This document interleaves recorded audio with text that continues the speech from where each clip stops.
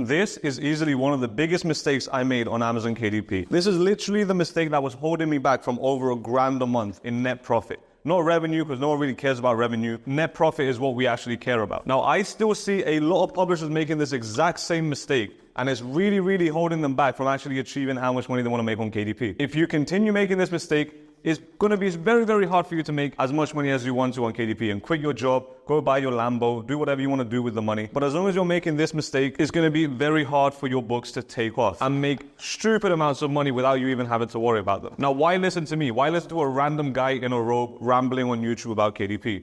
I look like I haven't had a haircut in 3 weeks. That's because I haven't. It looks like I just woke up. I think it's just because I have black eyes. I think I need magnesium or something. I don't know. I'll go to the pharmacy later. But the most important part is, why is he wearing a robe? He's meant to act like a professional. Well, none of those actually matter when it comes to making money with Amazon KDP. What matters is, have I been able to achieve it, and have I helped others do the same? And of course I have. Otherwise, I wouldn't be on YouTube sharing my experiences. Here are screenshots of the last 3 months. I published a book 3 months ago, or I think 4 months ago, and is currently making over $1,000 a month in net profits. Not revenue, net profit. And I helped a bunch of other people do the same. But anyway, let's get into this dumb mistake that I was making. And ever since I fixed this mistake, I made my first $1,000 a month on KDP. Now here's the thing. One of my friends called me up a while ago, and they were like, Barry, we're gonna go on Friday and watch Deadpool. And I'm like, oh, you're gonna go watch a film at the cinema? I'm probably gonna stay home, I'm gonna work. Because I like working. I prefer to work than watch movies, believe it or not. But anyway, he called me up, he said, Friday we're gonna go. No, great. I'm not gonna go with them on Friday. Wednesday comes, another friend calls me up and says, yo, I'm going to go watch Deadpool on Friday. And I said, you're going to go with this guy? No, I'm going to go with another guy. So now there's 2 groups of friends that are going to go watch Deadpool on Friday. And I'm not going to go with either of them. Now Friday comes, they both call me up and said, this is your last chance. We're going in a few hours. Are you coming to watch Deadpool? No. Turns out over 7 of my friends went to watch Deadpool. Now, I didn't go with them, but let's say I was going to go to the cinema to go watch a film the next day by myself, because I'm alone. I'm just going to walk in there, watch a film and leave. I'm not dissing anyone that does that, because it sounds amazing to me, to be honest. But anyway, let's say I go to the cinema and I get to pick one of these 3 films that they're showing. This one's a romance film. It's about a guy that gives a girl a ring, they'll fall in love, they argue, and then they make up in the end. Great. Either I'm going to go watch the romance film, or I'm going to go watch Deadpool, which all my friends went to watch, or I'm going to watch Home Alone 6, a remake, because it's Christmas right now. Well, not right now, but it's approaching Christmas. And I don't know, maybe they do a remake. I actually don't know how many I don't know how many Home Alone movies there are, but I know there's a lot. Home Alone is basically this kid. Some people try to rob his expensive house, his parents' expensive house. The parents aren't in the home. He is home alone in the title. And then he has to basically defeat the thieves and the robbers that try to rob his house. I think that's what it is. That's the first one anyway. But anyway, which one of these 3 am I going to pick? Which one of these 3 would you pick if you were in my position? Would you pick this one that you've never heard of? Would you pick this one that you've never heard of?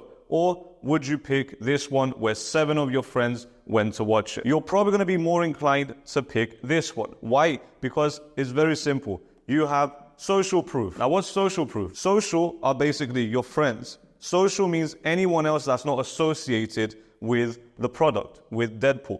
Now, if the director of Deadpool comes to me and says, oh, Barry, my movie is very great, go watch it, I'm not going to go watch it, because he's the guy that made it. Obviously, he wants me to go watch it. He wants to make some money off of me. He is part of the product. But my friends, they're the consumers. Now, because my friends are the consumers, they are in the position that I'm about to be in the future. So if they've already experienced what I'm about to experience, all I have to do is ask them for their validation, see what they think about the product, because they've already consumed it and I'm about to consume it. Now, if they tell me that they consumed it and it was terrible, I'm not going to go consume it. I'm going to save my money and probably watch the romance film or Home Alone 6 or both if I have a bunch of time. But I'm not going to watch Deadpool because my friends who I trust, they consumed what I'm about to consume and they told me it wasn't good. So guess what? It's probably not going to be good for me either if I have 7 of my friends saying that. Now, if 6 of my friends said it was amazing, one of the best films they ever watched, and just one guy didn't like it, then I'll be like, hey, you know what? Maybe this guy is an exception. He just didn't like it. But these guys all liked it, so I'm probably going to like it too.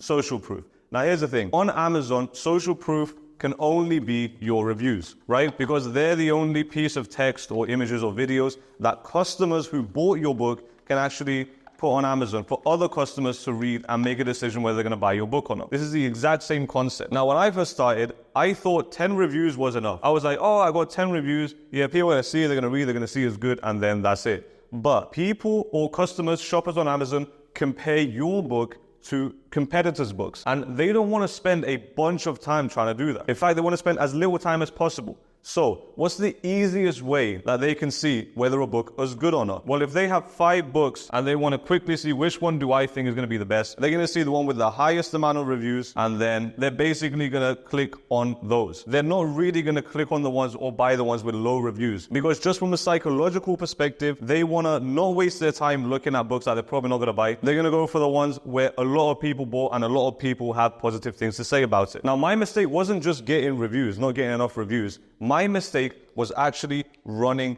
ads to books with no reviews, because I used to run ads and I used to waste so much money and I had no idea why. I did all the perfect strategies at that time.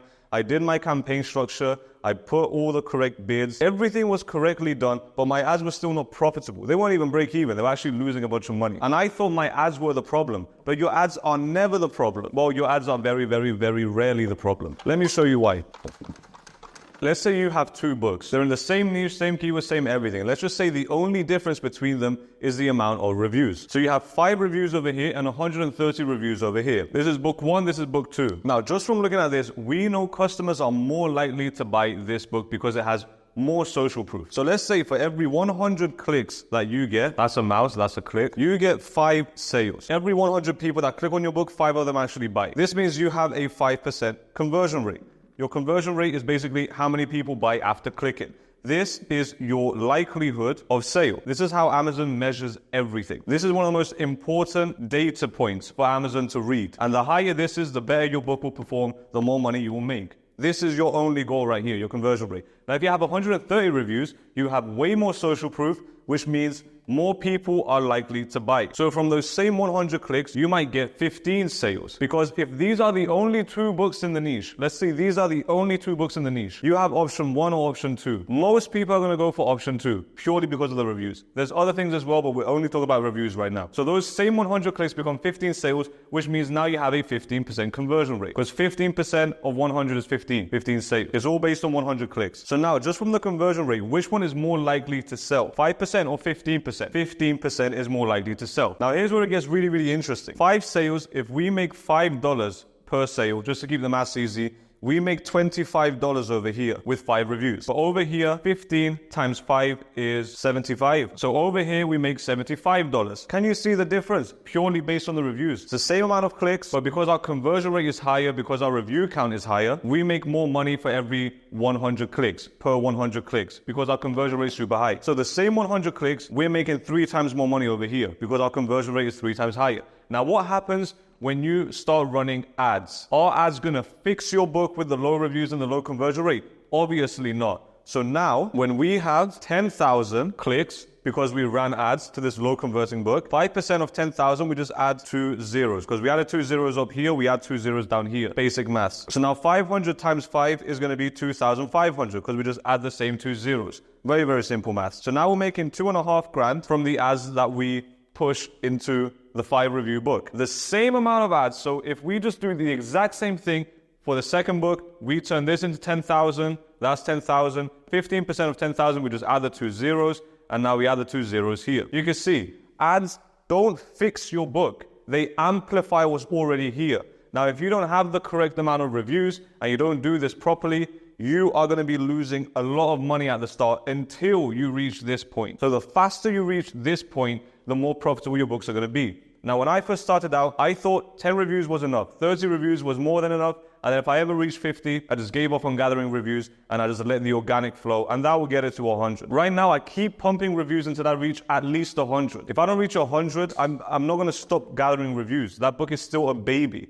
It's still maturing. Because after 100 reviews, you get a big conversion rate increase, because that's a lot of social proof, and the triple digit does something to the shopper's brain that says this one is more authoritative than the double digit ones. The double digit ones are like the little boys. These big ones are the men. I don't know if that makes sense, but that's how I see it. So your ads are not going to fix your books, your reviews are. Your conversion rate is going to fix everything. Your conversion rate fixes your ads doesn't fix your conversion rate. Personally, I don't even run ads unless my book has at least 35 reviews. Now, I have my own launch strategy. As soon as I reach 35 reviews, that's when I run ads, because at least my book has a tiny bit of social proof, enough to have a decent conversion rate and not lose a bunch of money at the start. If you have 0 reviews, why why are you even running ads to something with 0 reviews? No one has even bought it. No one can even say it's good. You're running advertisement to something that you don't even know is good, or the customers don't even know is good. But anyway, I hope this helps.